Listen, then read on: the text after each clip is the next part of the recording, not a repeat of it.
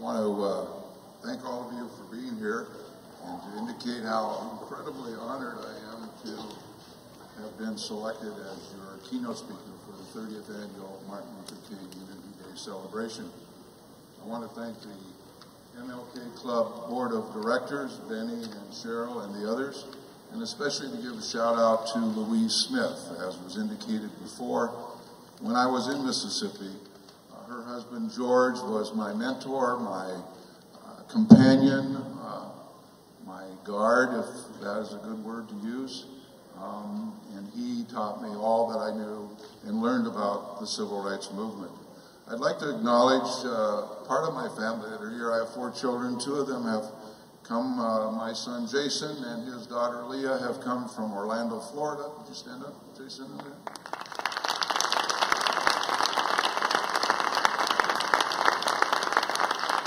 And my son Joshua and my granddaughter Riley.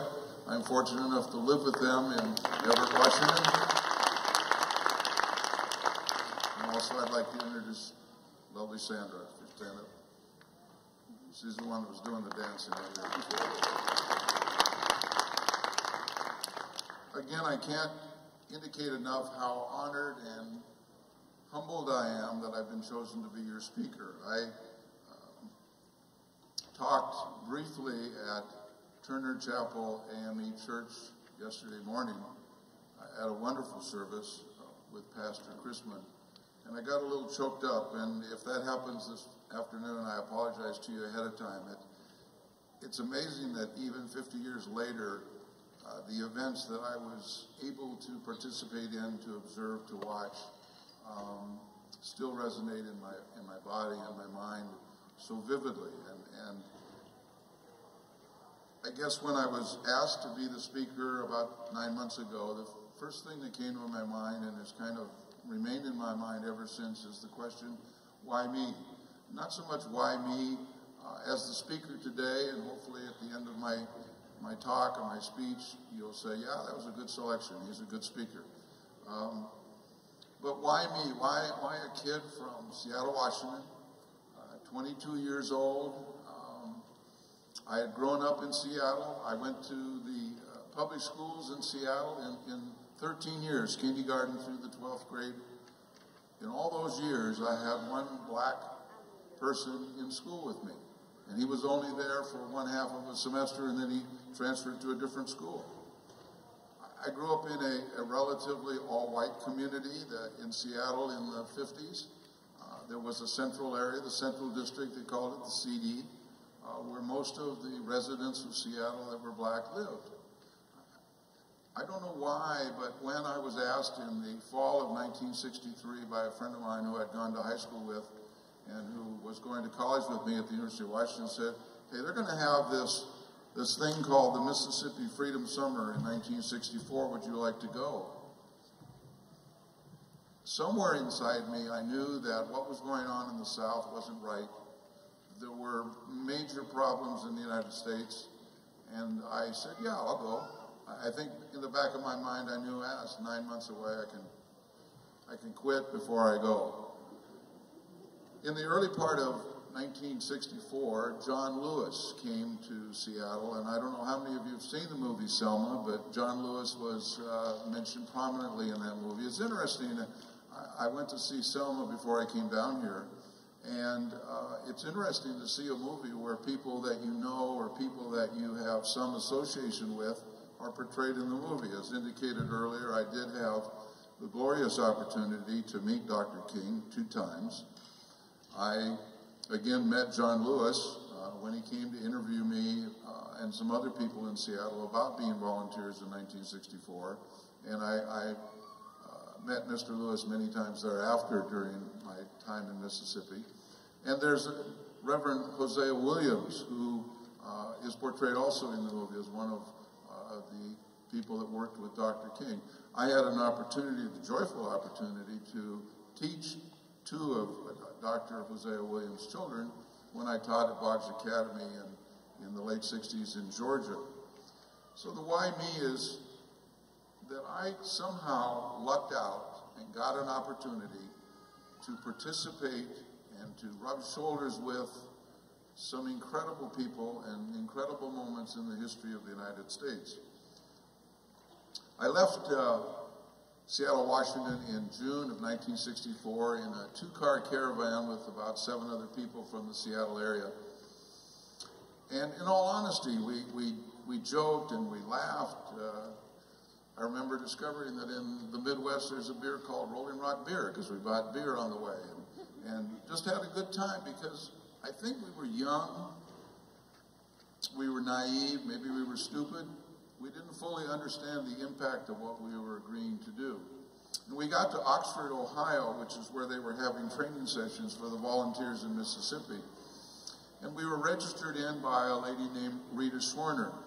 And shortly after we were registered in and told where we would go and all of that, news came out that there were 3 civil rights workers out of Meridian, Mississippi that had not called in.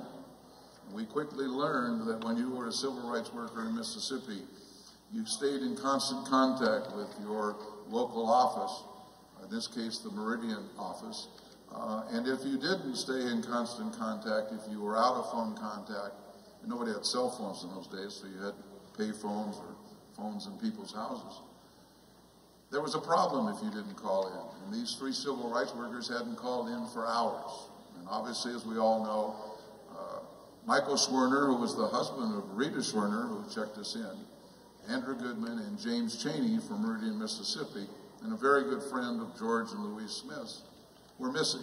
And as you know, they eventually were discovered dead about a month later. So that was sobering, to say the least. And the attitude that we had as we were driving across the country, that, gee, this is going to be a fun activity, and God, we're going to go to Mississippi, and gee, yeah, there might be problems and difficulties. The possibility of that became the reality of that very, very quickly. And a lot of people left, quite frankly, after that from the training session.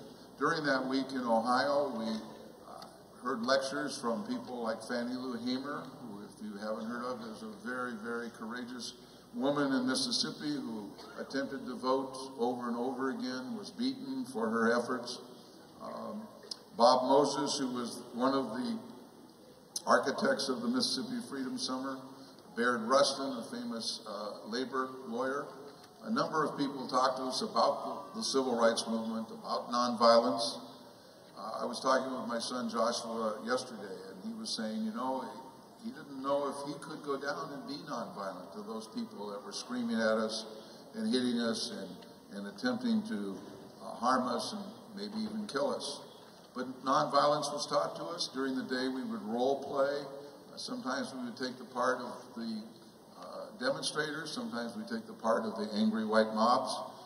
But we were learning how to protect ourselves so that if someone attacked you, you could roll up in a ball and you would try to cover your head or your other vital organs as much as you could to keep from being killed.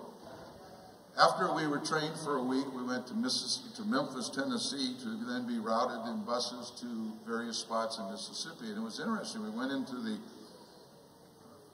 waiting room area of the Trailways bus station in Memphis, Tennessee. And inside that huge room was about 30 Tennessee state patrolmen or city cops, and every one of them had a German Shepherd on leash. Snarling German Shepherds in some cases.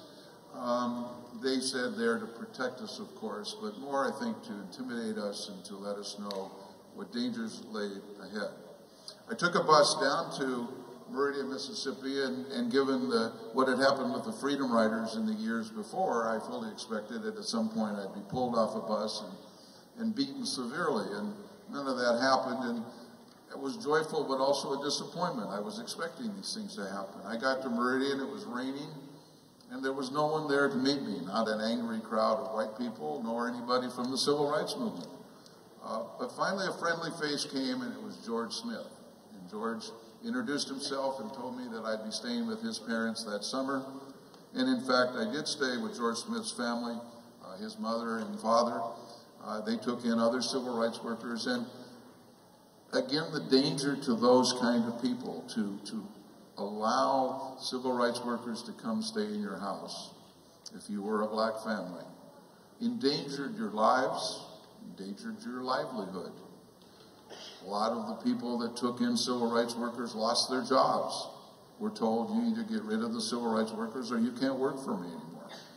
Sometimes crosses were burned on their lawns.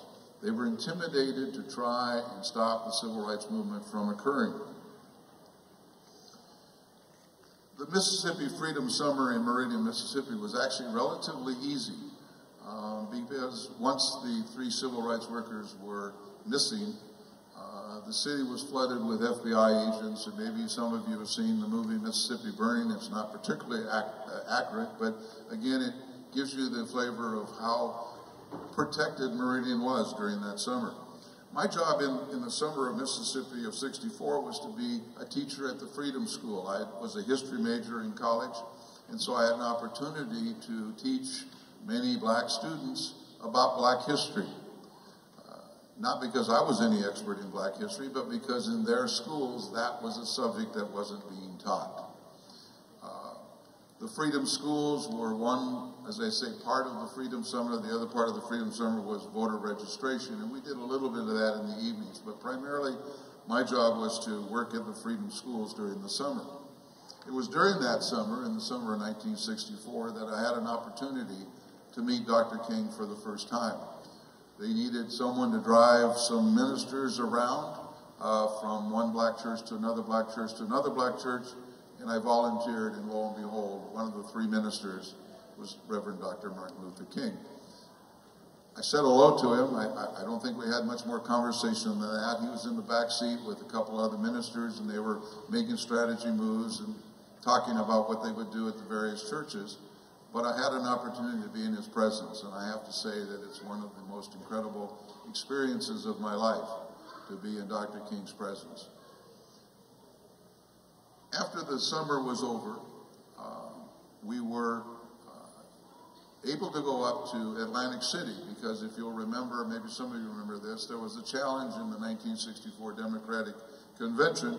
Lyndon Baines Johnson was seeking re-election. He wanted to have a very smooth-running Democratic convention, but there was a challenge by white and black delegates from the Mississippi Freedom Democratic Party to the delegates that come from the regular Democratic Party, which was an all-white delegation. There was some hassles back and forth. Finally, the all-white Mississippi delegation walked out of the convention. There was compromises made back and forth, but fortunately I had an opportunity to stand next to Dr. King while he and some other civil rights workers were discussing the strategies that they would utilize in that convention. I went home to Seattle, started graduate school that fall, and I felt very, very unfulfilled. I felt like I had it easy, that it had been too simple in Meridian, Mississippi in 1964. And so I volunteered to go back in the summer of 1965. And I was going to be a voter registration worker rather than working in the Freedom School. I took the train from Seattle to Chicago, and then I took another train from Chicago to New Orleans. Some of you may be able to understand or maybe remember or have experienced what I'm going to say now. It was one of the most amazing things I've ever seen in my life. There were probably 5 or 6 rail cars on this train that left in the afternoon, early evening from Chicago to arrive in New Orleans in the next morning. And in those 5 or 6 cars, there were people of all colors, white and black, families, single people, mixed completely in all these cars.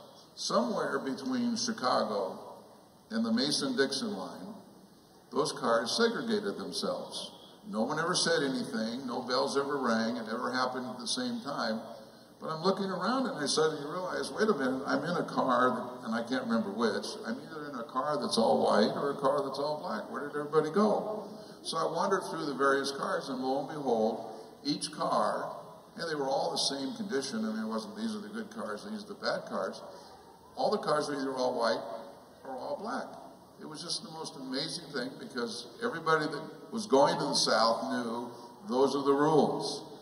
And I, of course, being a civil rights worker, ended up sitting in one of the all-black cars when we got to New Orleans. I was taken to a college, a community college near the Gulf Coast, in Mississippi, and the next day we were transported up to Jackson, Mississippi to participate in a demonstration. There was suggestion in the legislature of Mississippi that they were going to pass a bill that would mandatorily sterilize any woman who had a child out of wedlock. And there was a protest march against that proposed law. There were about 700 people that were in that march. We were stopped, told that the march was illegal, arrested, taken to a fairgrounds in Jackson, Mississippi.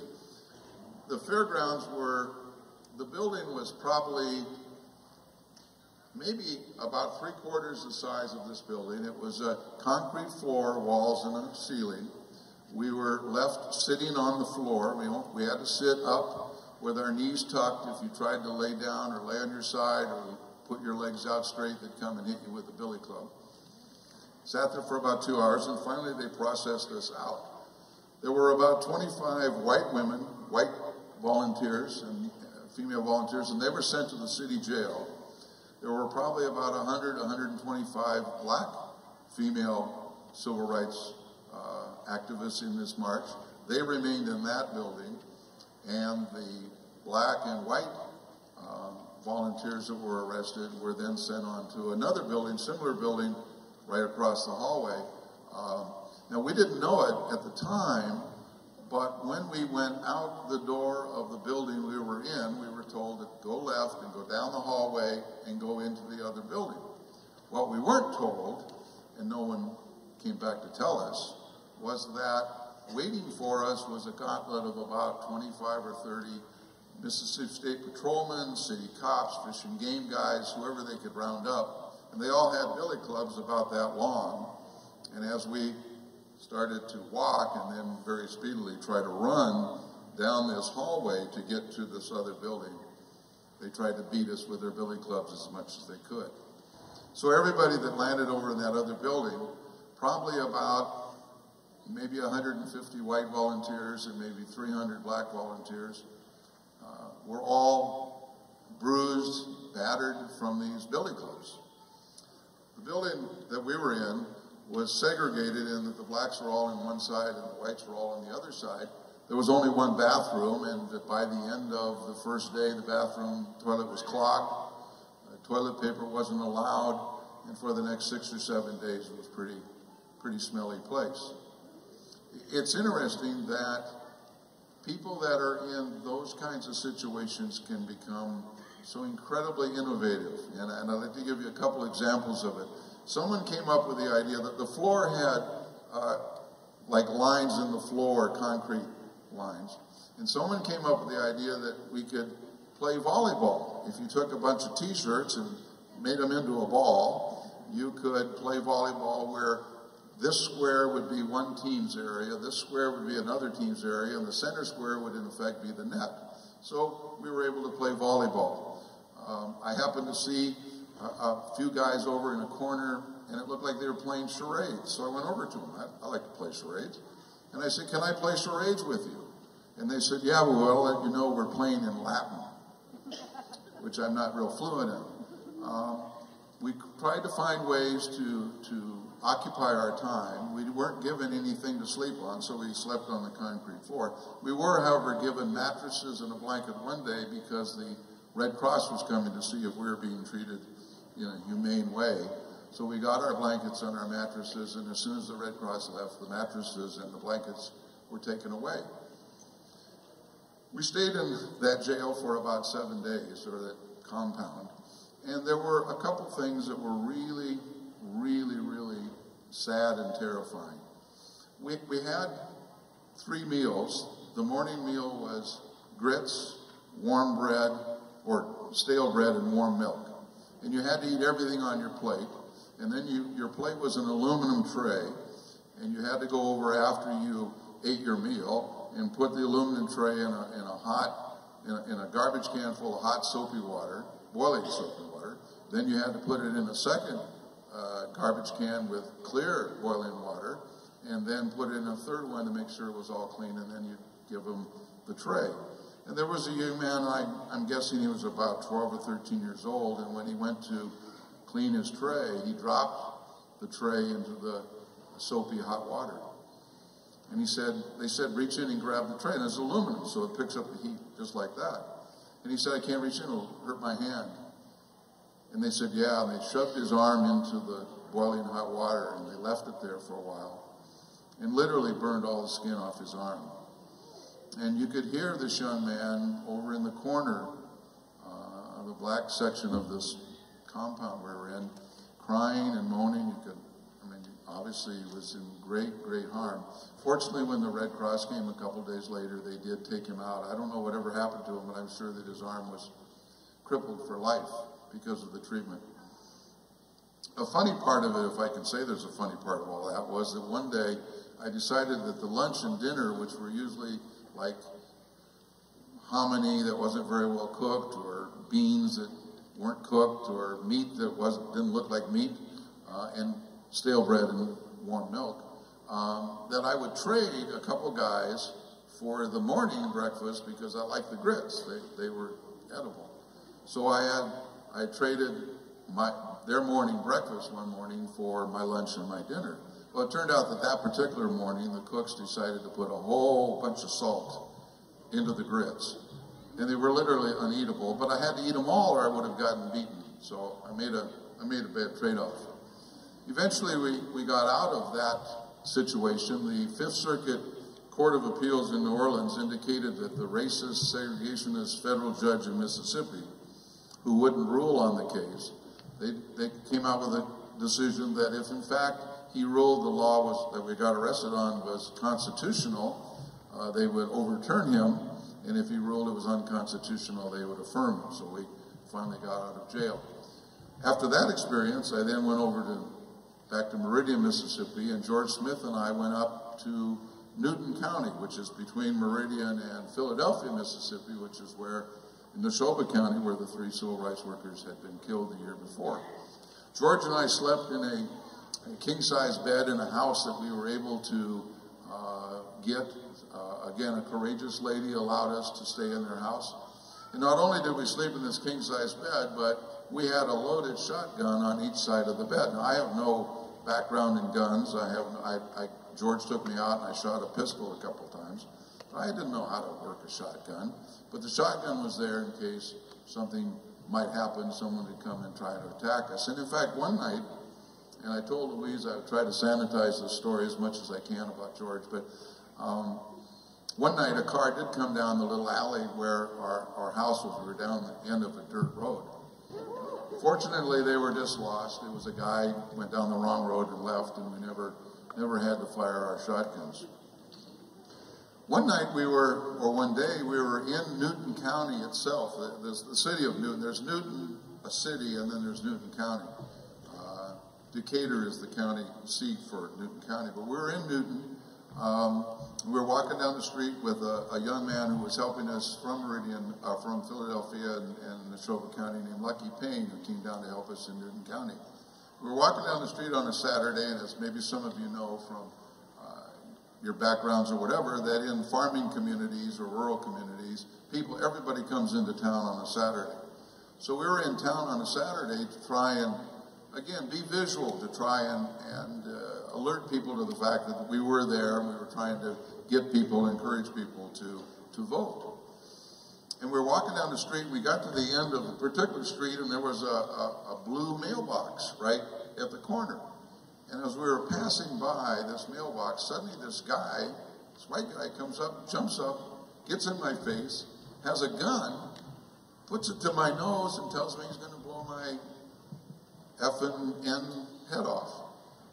And I didn't know what to do. And George and Lucky were kind of standing, we're all just kind of shocked. And then the funniest thing happened, and if there can be a funny thing in that kind of situation, a little old white guy came up with a cane, and he had a letter to put into the mailbox. And I remember this guy saying, "Morning, Mr. Johnson." And Mr. Johnson said, "Morning, Eddie." And this Eddie dropped the gun, dropped it from my face, stepped back so Mr. Johnson could put the letter in the mailbox, said, "See you later, Eddie," And he says, "See you later, Mr. Johnson." And as soon as the guy walked away, put the gun back up to my nose. Fortunately, that gave George and Lucky Payne time to kind of step in. The guy cursed us out, said something, again, vulgar, talked about how they were going to get the civil rights workers, and ironically, that night a cross was burned on our lawn. And again, that was a disappointment, because I'd always seen his pictures of these huge crosses up on the lawn. This looked like a little broom. So, I mean, if they're going to burn a cross on my lawn, at least I should get a good one. We used to go out in the morning. George and I would have our freedom breakfast, we called it, which would be a slice of bologna and some bread and a soda pop. And we would go out and basically go from house to house to house and try and talk to the residents about going down, being willing to register to vote. In Mississippi in those days, the voting procedure was that you would go in, you would apply, and then the county clerk for that particular county would then ask you to interpret some portion of the Mississippi State Constitution. And of course, they were the final judges of whether you interpreted it properly or not. Or they would ask you, I think in the movie Selma, Oprah Winfrey plays a part of a lady that's attempting to vote, and they basically asked her to cite verbatim the 27th section of the Mississippi State Constitution or the Atlanta State Constitution. I mean, impossible things to do. And so what we would do is to try to convince people to at least attempt to try and vote. It was in the summer of 1965 that the Voting Act of 1965 was passed through the efforts of President Johnson. And so voting was starting to become a more possible thing in the South for blacks. I remember that we would have these meetings at night at our, what we called the Freedom House, where adults would come. Usually they'd bring their kids, lots of times they'd bring their kids. And so I would be outside with the kids, and George would be inside going through the process of instructing on voter registration, what to do, and all of that kind of thing. Well, this one particular night I was outside, and there were probably 6 or 7 kids running around in the yard in front of our house, and one of them was about 12 years old, and she was out playing, and her girlfriend came up in a car with a couple guys. Her friend was 13 or 14. Said, "Hey, we're going to go out and party for a while. You want to go with us?" And the 12-year-old girl said, "Sure, I'll go." So they took off. Well, turns out that her father came home, couldn't find her, wanted to know where she was. Someone said she was up at the Freedom House. He came up there. I had left at that point in time to drive people home. George said, "No, I don't remember seeing her. I don't know where she's at." The dad went to the local police, complained that their daughter was being kidnapped by the civil rights workers, and at 2 in the morning they came and arrested George and I for contributing to the delinquency of a minor. We spent a couple days in the Newton City jail, and then we were transported up to the county jail, and then somehow, the first day we were in the county jail, George got out, and I didn't get out. So suddenly I'm in jail. They had the jail segregated, so there was the white half of the jail and the black half of the jail, and I was the only white person in the jail for the whole time I was there, except one night they brought in a guy, and I'm trying to kind of tell you some humorous stories along with this. They brought in this one guy who was really, really, really drunk. He'd been charged with driving while intoxicated, and I knew he was really intoxicated because he came into the thing, and there was an open urinal, and he proceeded to put his foot into the urinal and then urinate all over his foot. So I knew he was in pretty bad shape. One time while I was in that jail, a very, very, very large, I would say well over 300-pound Mississippi State trooper came to visit me. And he was telling me about how the outside invaders from the north were stirring up trouble, and that the blacks, our Negras, as he would say, are happy, and why are you causing trouble? Everything's going fine. And he started talking about how the people that had protested in Jackson, Mississippi early in the summer were all a bunch of hippie freaks and long-haired and weren't washed. And my mouth sometimes gets me in trouble. And I said, well, that's not worse than being obese. And fortunately, this particular Mississippi State patrolman was so stupid, he didn't know what obese meant. And he said something about, you saying something about me, boy? And I realized, get those words back in. And so I said, well, yeah, you're right. Our hair is long. We probably, blah, blah, blah. And I got him off the topic. But I could have, all joking aside, could have very easily just disappeared. He could have taken me out of that jail and no one would have ever seen me again. Or I could have been beaten severely. When we went through our efforts in Newton County in the summer of 1965, we gradually found that people were becoming more and more receptive. Now we've had a lot of just incredible music today. I had an opportunity to be at the chapel yesterday with Pastor Chrisman. This morning at the breakfast with pastors, Pastor Payton gave a very impassioned speech, and if you were there, I'm sure you agree with me, it was an incredible speech. What we would do is every night we would go visit one of the churches because, again, the black churches were the essence of the civil rights movement in the South. In fact, when Cheney, Schwerner, and Goodman were killed, they had gone to visit a black church that had been burned to the ground a couple days before. And if you remember back, if you saw the movie Selma, the killing of the 4 young ladies in Birmingham, Alabama happened at a church. The churches were a source of power and a source of support and inspiration to the civil rights workers. And so we would go to these churches, and it was interesting that lots of times you never knew what the minister would do. Sometimes the pastor would be all supportive, come and talk to our church members as long as you want, say whatever you want. Sometimes the minister would say, well, I'll recognize that you're here, but don't stand up, don't say anything. And some ministers say, nah, don't come to our church, don't come to our church. Because there was this fear and intimidation factor that went on in Mississippi. It had gone on for a century. It had gone on since the time of slavery. And so it was a way of keeping black civil rights activity down by threatening the people. George's mom and dad for letting civil rights workers live in their house for a summer. Ministers for allowing civil rights workers to come and talk in their churches. Another kind of funny story, maybe not funny story, but I find it humorous in a time of very seriousness. George and I would go, like I say, around to these various houses, down dirt roads, trying to convince people to, first of all, let us even talk to them. A lot of people would say, no, I don't want to be seen talking to a civil rights worker. No, I'm not interested. Leave, please. And other people would at least let us talk to them. Some people were very receptive and would listen and try and go down and register to vote. Well, one day we were walking down some dusty road, and we came to this, the best way I can describe it is it was basically just a temporary bar. It was an old wooden shack. There was one door to go in. There was a bar to the left. There were a few tables near the back, 2 or 3 windows. They didn't have any glass in the windows. And a guy would bring alcohol and soda and ice and everything every morning, and it would be basically a bar for the day. And then he would leave with all that in the afternoon because there was no way to secure this building. So George and I had stopped to have, I'm sure, just a soda. And we were the only people in there other than the bartender when this middle-aged black couple came in. And it's obvious that they had been drinking before they got to this particular building. And they were sitting at the table right next to the front door, the only door.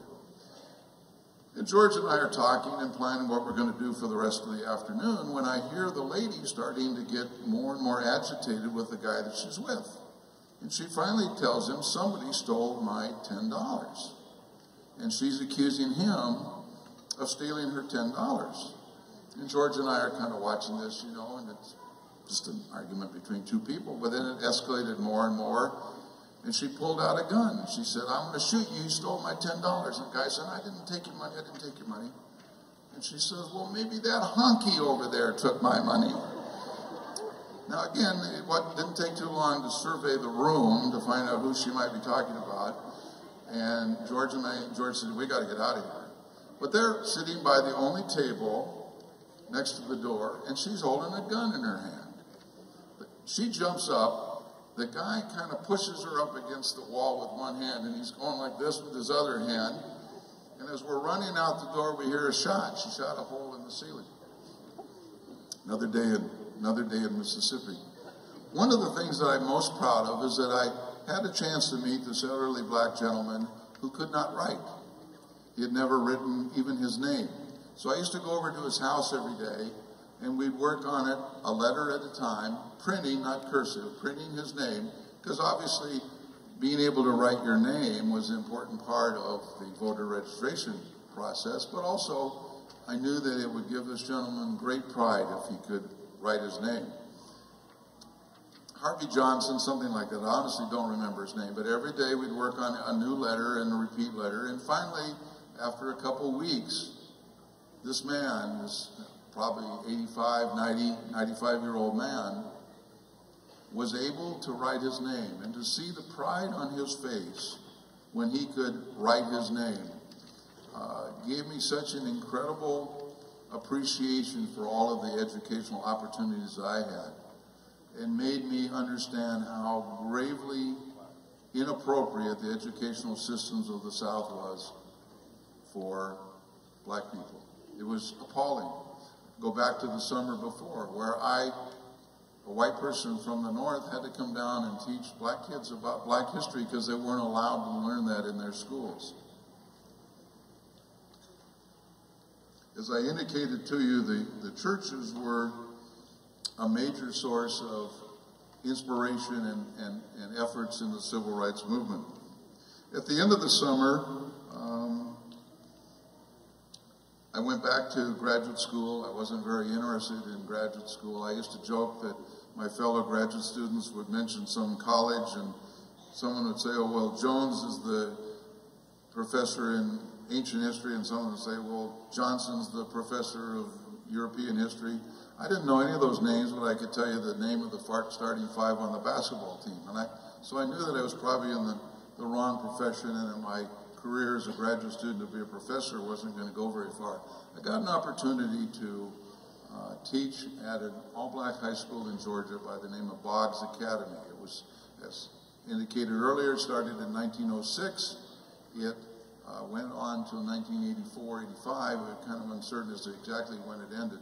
I was a social studies teacher for 3 years.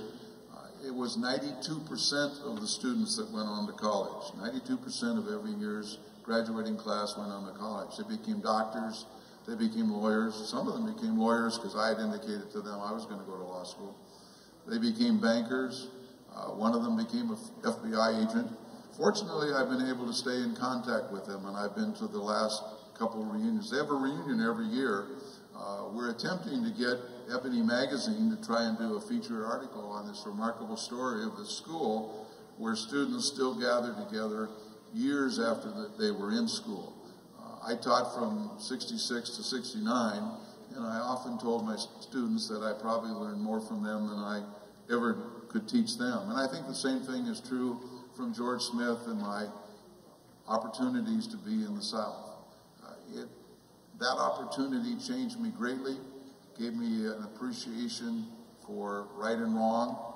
Again, I was a very naive young man. I don't pat myself on the back to say I was anything special. I probably was, my parents would say, stupid for going to Mississippi to endangering my life.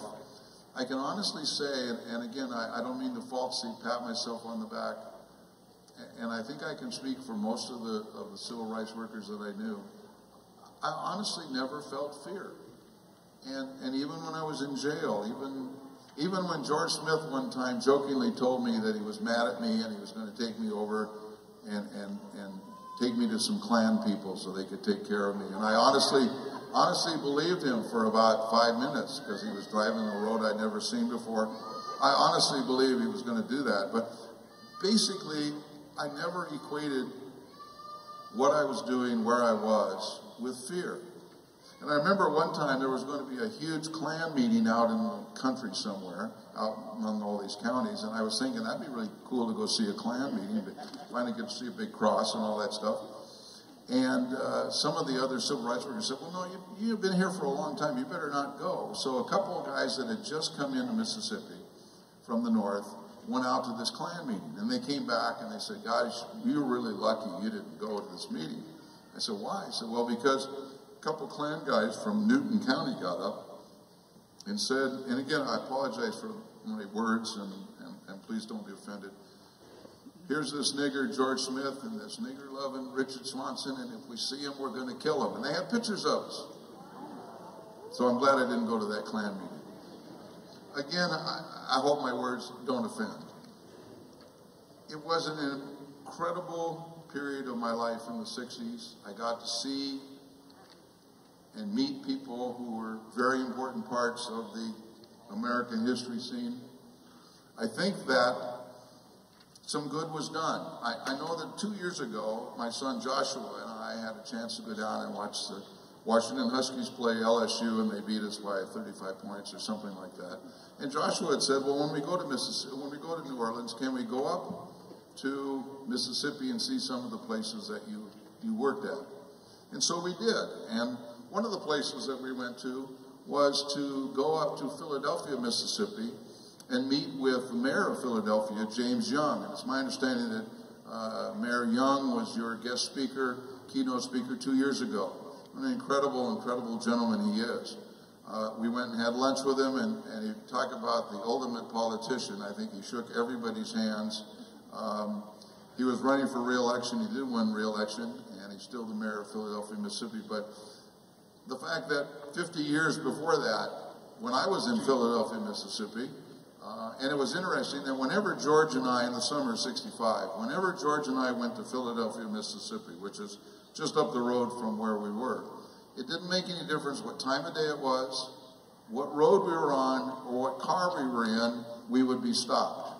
And the cops would act like they'd never seen us before. They'd make us show identification. They'd check the car for whether the lights were working, whether the windshield wipers were working, whether everything was working properly, whether the horn worked. Just to hassle us, just to harass us. But we went up into Philadelphia, as was said earlier. Cecil Price told me that I'm going to go around the block, and if you're still here, you're going to disappear, you'll never be seen again. We went one time to Philadelphia, Mississippi, because some of the local kids were going to try and integrate the local theater. Because again, the theater was segregated. Blacks in the balcony, whites down in the main seat. I always thought that the balcony was better because you could throw things down to people below you, but that's the way it was. So the FBI came, and they made sure that these black kids got into the theater, and then the FBI said, well, no problem, they're in the theater, we're going to leave. And they left, and when the kids came out, they were all beaten by a white mob. But there was the theater. I showed Joshua the theater. I said, that's the theater where these kids tried to integrate the theater. So there was progress made. But anyway, I was going to say, I get sidetracked a lot. Josh and I met with Lucky Payne, the gentleman I mentioned to you before that was about 19 when we were down in Mississippi in '65. And then two other gentlemen, Harvey and Clifford Curry, who were little kids. Harvey was about 3 and Clifford was 10 when I was down there in Mississippi in 1965 with George in Newton County. And their house was the next house up this road from where George and I were staying. And Harvey didn't remember us too much, but Clifford remembered us. And we were staying around with Lucky, and we were kind of just having just general BS talk before we all went off to dinner. And at one point I said to them, I said, did we really make any difference? Did all of the stuff that happened in the 60s and 64 and 65, the times that I was there, did it really make any difference? And I'd always wondered that from years back. I mean, I know it changed me, made me a different person, hopefully a better person. Did it do it any good? And all 3 of them, Harvey and Clifford and Lucky Payne, said, no question about it. It was incredible what you did. And they went on and patted me on the back, so to speak, verbally at least, about how brave I'd been and da-da-da. And I had a chance to look over at my son Joshua, and I could see the pride on his face. And I'm kind of seeing the same pride on my kid's face now that I'm up here. It was an incredible period of time. I feel so fortunate that I was able to make some small change in some small way in the fabric of American society. But it's clear from looking at the events of this past year especially that there's so much more that still needs to be done. I think back to the words of Dr. King, and I'm going to paraphrase because I can't tell you exactly the words, but basically the idea that someday he dreamed that the children would be judged not by the color of their skin, by the content of their heart. And I hope that we will continue to struggle to try and make things right in this country. It's a lesson that I've told my children throughout their lives. There's stories that I've been telling you they've heard over and over and over again. I think that my children are compassionate. I think that they are good people who see everybody in the same light. And I hope that all of us, and I don't mean to preach, and people have spoken here earlier, Pastor Peyton set the bar so high for me to talk that I could never come close to that. But I think that if all of us continue to try and keep Dr. King's ideas and his desires, his dreams in the forefront and work to try and make this a better world, it will happen. Professor Dr. Aiden said that something to the effect that we need to have dialogue. And it's important to understand, I think, and this is my personal view, and this is where I'm kind of editorializing, and then I'll stop. I think that it's important that we understand that not everybody is going to agree with us 100% of the time. But I think, unfortunately, the dialogues that occur between white and blacks in this country oftentimes will fall apart because one person talking to another person doesn't have a 100% total perspective the same as the other person. I don't think we can ever expect that everybody's going to have exactly all the same views that we have. But if we can recognize that the core person, the 70 or 80% of their views are our 70 or 80% of the views, then I think we can have some dialogue begin in this country, and we need it, obviously. And that someday, perhaps, the dreams of Dr. King and the dreams of the people that worked in Mississippi, worked in Alabama, worked in Georgia, worked in Detroit, worked in Chicago, you name it, that those dreams can come true. I so much hoped that when President Barack Obama was elected in 2008, that it would be a major step forward in race relations in this country. And I think, sadly, in my opinion, it's been a step back. I think that the people who are labeling President Obama as a socialist or as a communist or as a non-Christian or someone that wasn't born in America or whatever they want to drag up are really saying, I don't like him because he's a black man in the presidency. They can't say that. You would never get anybody in a poll to say, yeah, the reason I don't like Barack Obama is because he's black. But there would never be a birther movement if Barack Obama was white. There would never be accusations that he's a communist or that he's got a Muslim name if he wasn't black. So I think that in many ways the presidency of Barack Obama has brought to the forefront the issues of race in a very, very negative way, in a very hostile way, and I think some of that we've seen this last year. Now I'm starting to preach, and I apologize to you for I'm not a minister, but I hope that as you leave today, hopefully the things I've told you you've enjoyed listening to and hearing about. Again, I'm nobody special. I'm just a guy that got a chance to do some really, really, really neat things in my lifetime. And I hope that you will carry with this the idea that we need to keep struggling to make things right. If I can tell you one more story, I'd love to tell you the story because it's, again, an amazing thing, and it's unrelated to a degree from what I've said. In the spring of 1963, President John Kennedy came to the University of Washington, where I was going to school, to give the commencement exercise for the class of 1963. I was class of 64. And he came to University of Washington at the request of a professor by the name of Thomas Presley, who had been a classmate of Kennedy's back in Harvard. And I got a chance to see President Kennedy because there weren't interstate highways in those days, so they came kind of a side road from the airport, and I completely lost track that that's where he would be, but here came President Kennedy in an open-air convertible, his reddish hair, and I thought, oh, that's really neat. That's President Kennedy. I saw President Kennedy. I was going into class on November 22nd, 1963, and just as I was starting to go into the classroom, the word came out, everybody spread it quickly, that President Kennedy had just been killed. I walked into class, the professor came in, his face as white as this sheet of paper, said, "I'm sure you've heard what happened, there's no class today," and he walked out. That professor was Thomas Presley, the aforementioned professor that had invited President Kennedy to come to the University of Washington. The class subject was the history of the Civil War, and the topic for that day's discussion was going to be the assassination of Abraham Lincoln.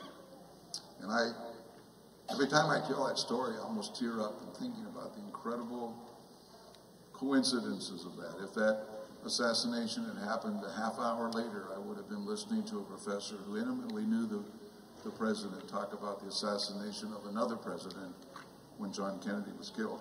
I thank you again for allowing me to come and speak to you today. The previous speakers set the bar pretty high. I've lowered the bar for anybody who comes after me. I thank you very much. I'm very humbled to be here. I'm very honored to be here. And I hope that I can come back to Fort Wayne many, many, many times again. Thank you again very much.